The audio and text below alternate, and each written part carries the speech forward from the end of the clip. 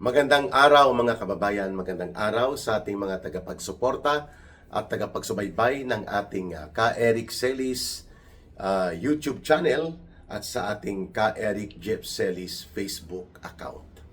Mga kababayan, maraming salamat din po sa inyong pagtangkilik at pagsuporta sa ating Bigwas ng Agila na kung saan po kasama ko dyan si Ma'am Lorraine Marie Padoy. At sa oras na ito po ay bibigyan natin ng pagpapaliwanag itong naging reaksyon din at pahayag ng mga dating general ng Armed Forces of the Philippines hinggil po dito sa sinasabing expose and revelations ng ating mga dating mga sundalo, 16 Marines and 1 Army soldier and 1 Army reservist.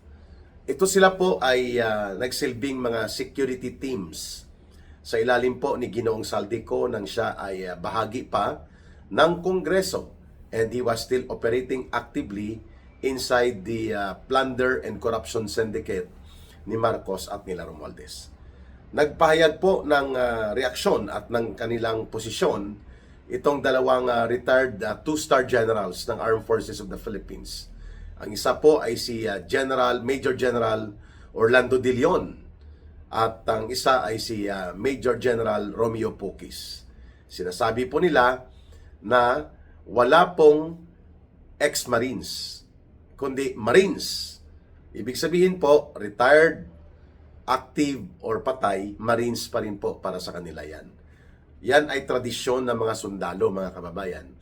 At ipinaliwanag nila, mga kababayan, na hindi po pwede na ang mga pagsisiwalat na ito ay basta-basta na lamang po iniinsultuhin, babastusin, at ipagwalang bahala ng Malacanang, lalo na po ng presidente.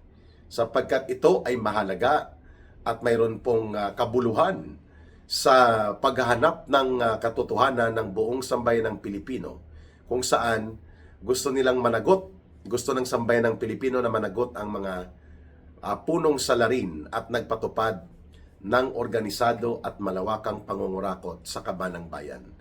And because of that, itong ating mga retired generals ay mayroon pong pagpuna na nakapost naman ito sa kanilang mga Facebook, mga kababayan, sa kanilang Facebook account. No? Una, pinuna ni General or Major General Romeo Pukis mula sa Philippine Air Force po ito, no?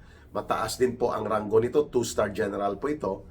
At sinabi niya na hindi po tama na i-dismiss na lamang ng Malacanang o ni Marcos Jr. at nila Romualdez ang ganun pong kabigat, ganun po ka very telling revelations, no? Very direct to the point, sharply, matalas na pinuntuhan po na si Marcos at si Romualdez nagpapadeliver ng mali-maleta at tunito-niladang pera na nagkakahalaga sa billions of pesos. At yan ang binanggit ni Saldico na ngayon ay tumutugma nga sa detalye ng pagpapahayag at pagsasalaysay ng kanilang mga security teams, yung tinaguri ang 18 brave men o yung 18 new witnesses. Pangalawa, binanggit din po ni retired Marine General, 2-star din po ito, Major General Orlando De Leon, na hindi ang pagtalikod sa pananagutan ang dapat na maging postura at pagsagot dito ng Commander-in-Chief, who is Marcos, by virtue of his being the President. Hindi po pwede na si Marcos ay magsawalang bahala at ipagkibit balikat na lamang po ang ganitong uri ng seryoso na mga pahayag, as if dina-downplay niya at sinasabi niya na waliwala ito. Samantalang itinuturo po siya nitong mga sundalo na naging bahagi po sa tinawag na delivery boys sa mali-maleta at tunito-niladang pera na kinulimbat, kinurakot at dinurobo mula doon sa pundo ng mamamayan, mula doon po sa mga tinawag na ghost projects na karamihan po mga flood control projects ito. So, maganda po at mayroong naninindigan ng mga retired generals, no? Kagaya po nitong pagpapahayag na ginawa nila Major General Romeo Pukis and Major General Orlando De Leon. Tatlong bagay po kaagad ang nakita natin sa gusto nilang i-deliver. That the President and those accused dito sa mga salaysay ng 18 bagong testigo na mga dating sundalo ito na naglingkod sa ating sandatahang lakas at mayroong direktang partisipasyon at naging kaalaman hinggil sa kung paano po naging karumaldumal ang sindikato nila Marcos at Romualdez at ng kanilang mga kasamahan, kailangan pong sagutin ito at ipahayag ang pananagutan doon sa mga inaakusa. Hindi po sasabihin ng mga sinungaling, lousy script, binayaran, ginamit ng political interest groups at kung sino-sino pa na mga itinuturo. Ito po yung taktika na shifting the blame and then counter-attack and changing the narrative. Binabago nila ang mensahe, hindi nila ina-address ang direktang mensahe at inililipat nila ang mga pagbubunton ng sisi doon sa mga, sabi nila, ginagamit lang itong 18 witnesses. Regardless kung sino po ang tumulong sa kanila, kung si Congressman Mike Defensor man yan, si Attorney Livy Baligod, o sino mang mga bahagi ng lipunang Pilipino, o sino mang sektor, hindi po yon mahalaga. Ang mahalaga ay ang kanilang mensahe, ang kanilang impormasyon, ang kanilang paglalahad ng kanilang salaysay batay sa direktang kaalaman at batay sa direktang partisipasyon nila. Yan ang pinupuntuhan ngayon ng mga mamamayan. Exactly kung bakit ganyan din po ang pahayag ngayon na inilabas nila Major General Romeo Pukis at Major General Orlando De Leon, na dapat may mananagot, dapat may kahahantungan na hustisya ang kanilang pagsasalaysay na ito ng mga 18 new witnesses na ito. Pangalawa, sa pinuntuhan po nitong dalawang retired generals, ang Armed Forces of the Philippines ay dapat hindi po maghugas kamay at magbalat sibuyas. Na parang sinasabi nila, wala kaming kinalaman dyan sa kanila. Matagal ng mga wala sa serbisyo yan at hindi namin yan sila kinokonsente sa kung ano man ang mga naging pahayag nila. Well, hindi naman ninyo kailangang konsentihin, pero hindi nyo rin kailangang siraan. Di po ba? Sapagkat hindi naman kayo ang pinatungkulan ng kanilang salaysay at mga pagbubunyag. O bakit kayo nagre-react? Kasi todo reaction po ang pamunuan ng Philippine Navy, kung saan ito po ay branch of service sa ilalim ng Armed Forces of the Philippines na siyang nakakasakop sa Marines. Pag sinabi kasing Marines, hindi po sila hiwalay na unit or branch of service. Rather, sila ay unit under the branch of service ng Philippine Navy sa ilalim ng Armed Forces of the Philippines. So, todo depensa sa kanyang organisasyon ang Philippine Navy, ang Philippine Marines, no? Hindi naman kayo ang pinatungkulan ng mga revelations na yon. At bakit kayo kailangan pagsabihin nyo may mga nagkaroon dyan ng dishonorable discharge, mga retired yan, at ang iba dyan ay hindi naman maganda ang service record. You don't need to do that. Sabi nitong dalawang retired major generals, no? Ang isa dyan, Philippine Marine yan, member ng Philippine Marines, I think, naging commandant ba siya? Basta mataas ang inabot niya na katungkulan sa Philippine Marines. Itong si Major General Orlando De Leon.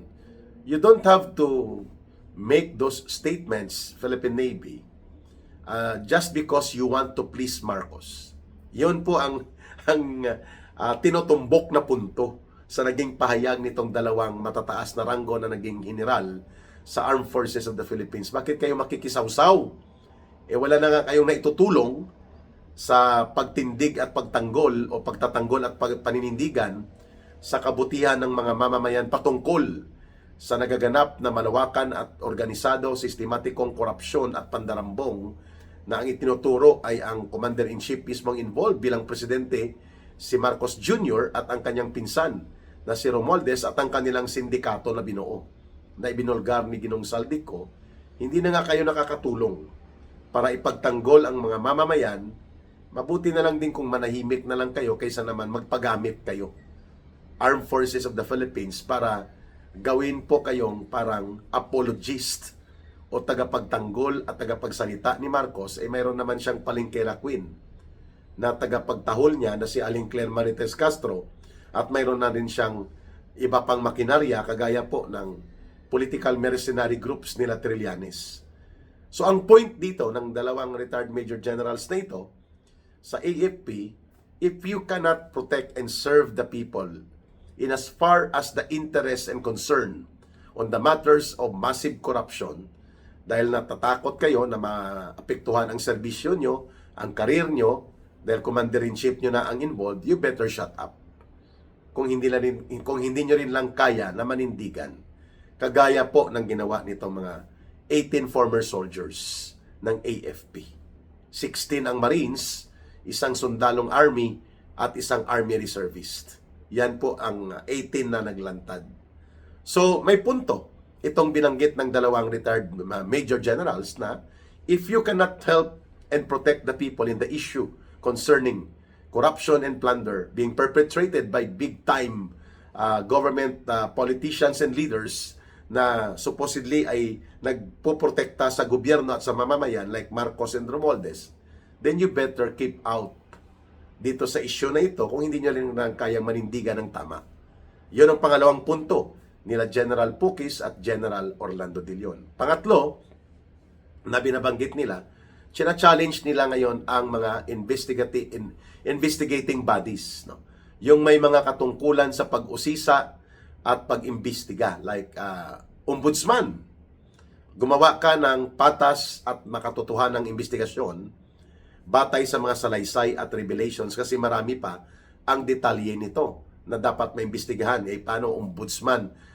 Si Ombudsman Boying Rimulya, when he was the DOJ Secretary, involved din siya sa operations laban kay Pangulong Duterte, illegal operations na humantong sa pagpapadukot, pagpapakidnap at pagpapatapon at pagpapakulong ng illegal kay dating Pangulong Presidente kasabwat ng ICC. Kasi nandun din po sa revelations na ito at sa laysay ng 18 new witnesses na nag-deliver sila ng nagkakahalaga sa $2 million.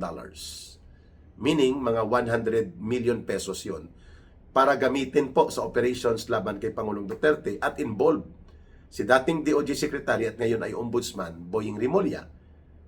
Pinanawagan din po ng dalawang retired generals na ito na imbestigahan na rin ni Senator Ping Lacson kung totoo namang may bayag at may paninindigan pa siyang natitira. I-open niya, i-extend at i-expand niya ang investigasyon ng Senate Blue Ribbon Committee. Nang sa ganon ay magkaroon po ng pagkakataon na ma-confront, ma-check at magkaroon ng comparison of revelations at titingnan kung nagdudugtong at tumutugma sa pangyayari at sa mga naunang salaysay. The test of the testimony should be on the presentation of the witnesses and the cross-examination or the interpellation sa knowledge nila of related to sa sinasabi nila na alam nila, ginawa nila at naging bahagi sila ng sindikato na operations kung saan during that time bodigero, banker at distributor ng mga ninanakaw at kinukulimbat na pera mula sa mga proyekto ng gobyerno na pinapatungan nila Marcos at nila Romualdez ng kanilang sindikato, ang kanilang bodigero banker, si Saldico. So ngayon, ang tanong ng taong bayan, tumutugma po ba ang salaysay at mga pahayag nitong 18 new witnesses sa naging salaysay din mismo ni Ginoong Saldico? Tumutugma din po ba ang naging salaysay nila doon sa naunang naging pahayag na rin mismo ng kanilang kasamahan na si Sergeant Gutesa, na nagdi-deliver talaga sila sa Forbes Park, sa bahay ni Martin Romualdez sa McKinley, at doon sa Forbes Park sa bahay mismo ni Marcos, sa Ilocos, sa Aguado Street, at iba't ibang mga address. Tumutugma ba ito sa naging revelations ngayon ni dating Undersecretary ni Marcos at itinuturong bagman runner niya na si Undersecretary Adrian Bersamin, na nagsasabi siya sa kanyang message exchanges that indeed mayroon silang mga deliveries at tinatanggap na mga mali-maleta, tuni-tunilada ng mga pera para kay Marcos. Ayun po, tama ang punto nitong dalawang retired generals natin, General De Leon and General Pukis, nang binanggit nila that the proper way to go about this is for those who are tasked and mandated by law to conduct investigation upang ito po ay harapin ang katotohanan ng pagbabaliwala, pag-iwas at mga pagsasagawa ng shifting the blame. Ililipat ang bunto ng sisi, mag-counter narrative ng black propaganda, and ibaliwala at maliitin ang bigat ng mga salaysay at testimonya na ito dahil ang nasasangkot si Marcos at si Romualdez.